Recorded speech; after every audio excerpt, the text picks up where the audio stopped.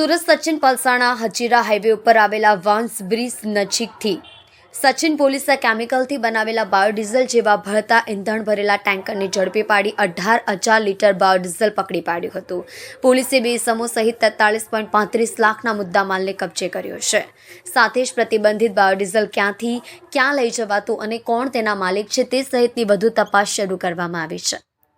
Sachin Palsana Hazira highway વાંચ bridge નજીક ટેન્કરમાં ગેરકાયદેસર રીતે કેમિકલથી બનાવેલા બાયોડીઝલ જેવું ભળતું ઇંધણનું ફ્યુલ લાવીને ઠલવાઈ રહ્યું હોવાની બાતમી બાદ વોચ ગોઠવવામાં આવી હતી।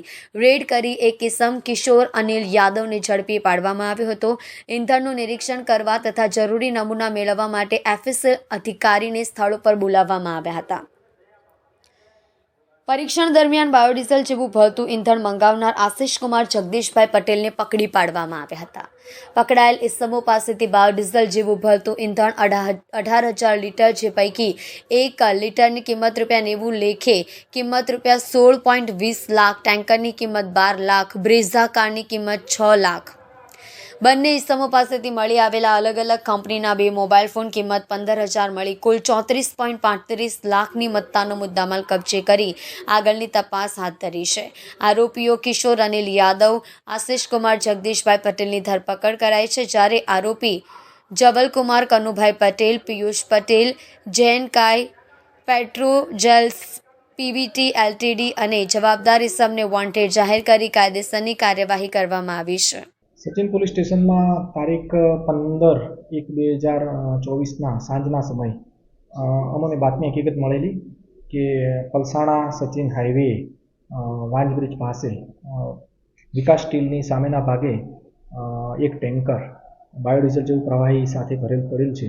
બાતમી હકીકત મળતા અમારા ડિવિઝનના ACP Shri I division RL Mavani સાહેબનાઓને જાણ કરી અને સ્ટાફના માણસો તથા પંચો સાથે જગ્યા ઉપર રેડ કરતા બાતમીવાળી હકીકતવાળું ટેન્કર અમને મળી આવેલું અને એ ટેન્કર મળી આવતા અમે ત્યાં કાયદેસરની કાર્યવાહી હાથ ધરેલી। ત્યાં ટેન્કર પાસે કિશોર અનિલ યાદવ નામનો ડ્રાઈવર મળી આવેલ અને અમારી કાર્યવાહી ચાલુ હતી। એ દરમિયાન અન્ય બીજો એક આરોપી કે જે ટેન્કર મંગાવેલ હતું બાયોડીઝલનું એ આશિષ કુમાર જગદીશભાઈ પટેલનાઓ પણ આવી જતા બંનેને સ્થળ ઉપરથી